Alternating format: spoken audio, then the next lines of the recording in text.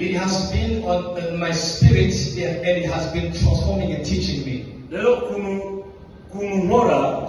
The way I minister, I don't teach something that the Spirit of the Lord has taught me yet before. I first become a student of that thing. And after the Spirit of the Lord teaching me, I come and teach others. So we're going to read in the book of Ephesians, chapter number 6. We'll read only 2 verses, 11 and 12. Ephesians chapter 6.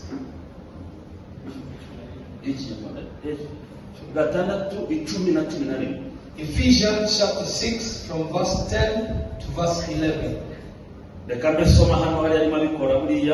I will read here. I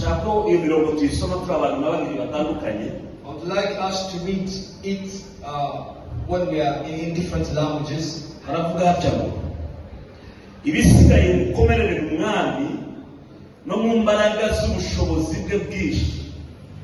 11 mwambara intwaro zose z'Imana kugira ngo mubashe guhagarara mudatsinzwe n'uburiganya bwa Satani. Yesu ashimwe cyane. Basoma cyane.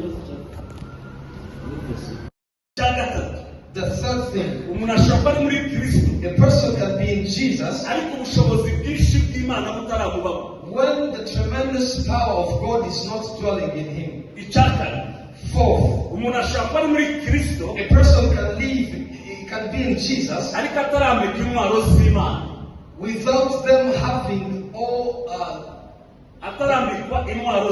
without them having the armor of God. So what does the Bible say? So when a person is living in that life, he can be taken by the power of the devil. So the word of God of today, a Christian of today,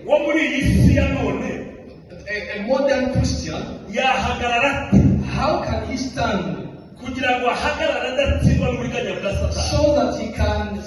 that he can be able to stand against the wiles of the devil?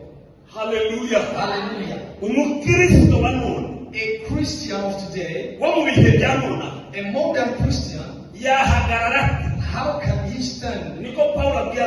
That's what Paul is telling Ephesians. How can he walk?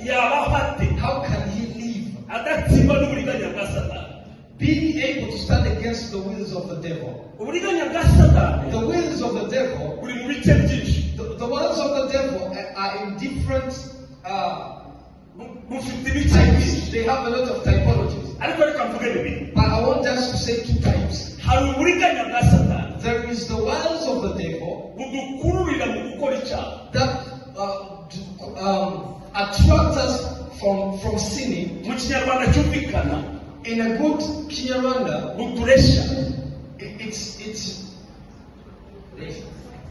it's deity.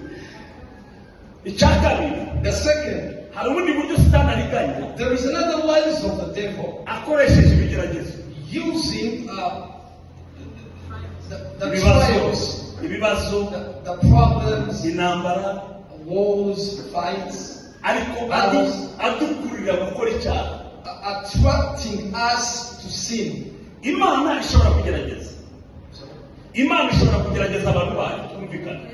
God cannot test us.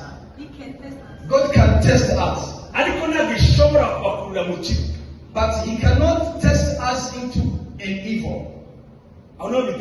That's the only difference. God can test us, yes, but he can't push you in evil things. But the devil can test us. So, but when the devil tests us, he wants us to do evil things. rero tugiye kuvuga uyu munsi rero. So today what we're going to talk about is uburiganya bwa Satani bwuzuye. the walls of the full wells of the devil. Sinzi nimba mwege mubibona. I don't know if you can see uko isi irimo ijya imbere, the way the world is advancing. niko uburiganya